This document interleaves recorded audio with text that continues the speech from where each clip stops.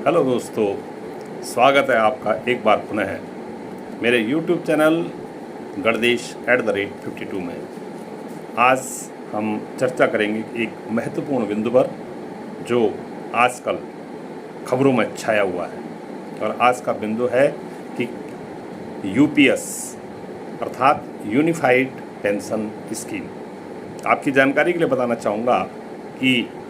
अक्टूबर 2005 के बाद जो सरकारी सेवा में जो भी कर्मचारी आए हैं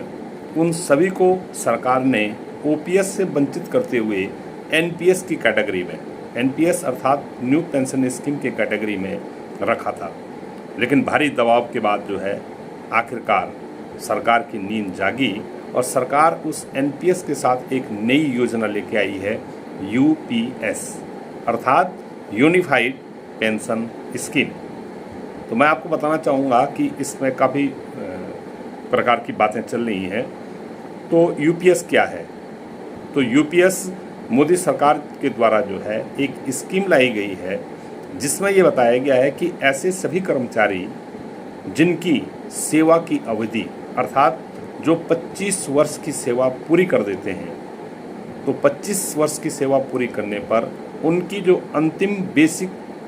सैलरी होगी उसका उन्हें 50% पेंशन के रूप में प्राप्त होगा। इसमें ध्यान देने वाली बात यह है कि आप टोटल सैलरी का 50% न समझें।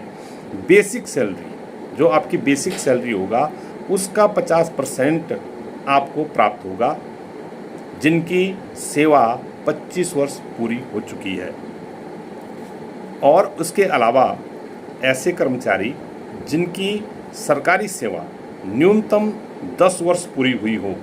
उन्हें सरकार के द्वारा पेंशन के रूप में 10,000 रुपये प्राप्त किए जाएंगे और उन 10,000 पर उनको उस समय जो डीए चल रहा हो वो भी उसके साथ जोड़ा जाएगा। यहाँ पर एक बड़ी बात ये भी है कि जिन कर्मचारियों की सेवा अवधि 10 साल से ज़्यादा है और 25 वर्ष से कम है,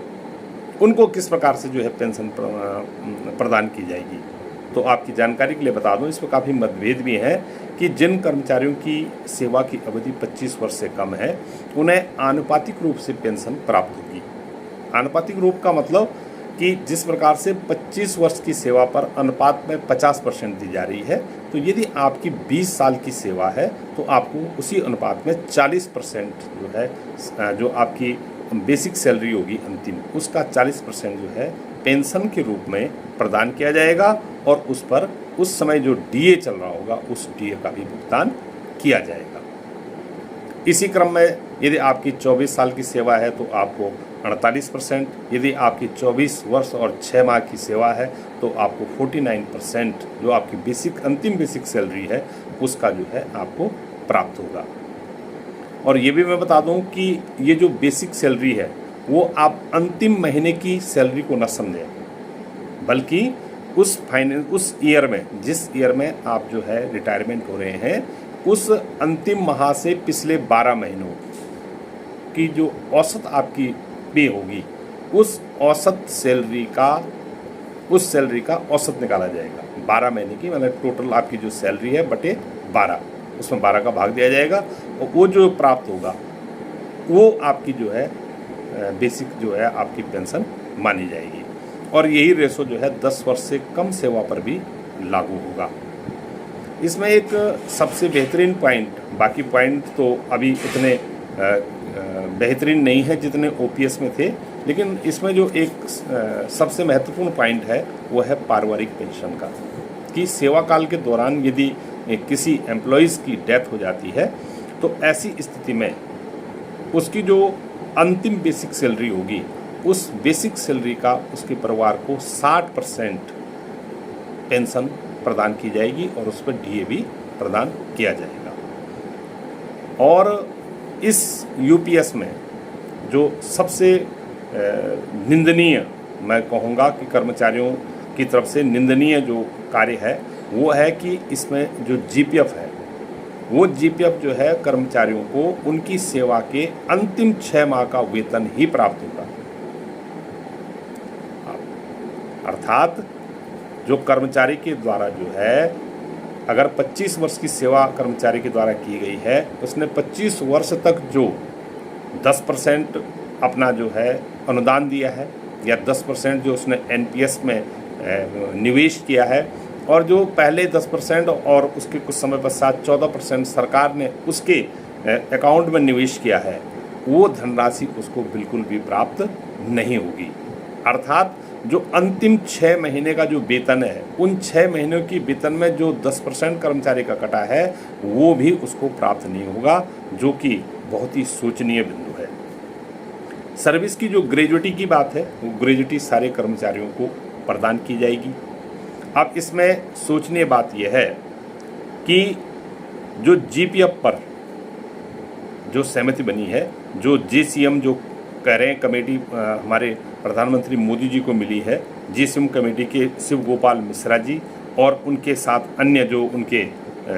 अन्य पदाधिकारी थे, वो कल अपनी बात में उन्होंने अमर उजाला से अन्य तमाम अखबारों प्रिंट मीडिया में कहा कि हमारी सभी मांगें सरकार के द्वारा मांग ली गई हैं। तो क्या गोपाल मिश्रा जी और उनके साथ जो अन्य कर्मचारियों के नेता वहाँ पर गए थे, क्या ये मांग उनकी जायज़ थी कि सरकार ने कहा है कि कर्मचारियों को जीपीएफ के द्वारा उनके द्वारा जो जमा किया गया है वो नहीं मिलेगा? क्या ये कर्मचारियों की मांग थी? तो इस पर पुनर्विचार की आवश्यकता निश्चित रूप से है, क्योंकि